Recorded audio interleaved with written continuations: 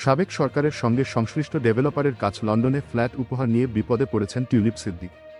শেখ হাসিনার বোনের মেয়ে ও যুক্তরাজ্যের এই সিটি মিনিস্টার কোনো রকম অর্থ খরচ না করেই 2 বেডরুমের অ্যাপার্টমেন্ট নিয়েছিলেন।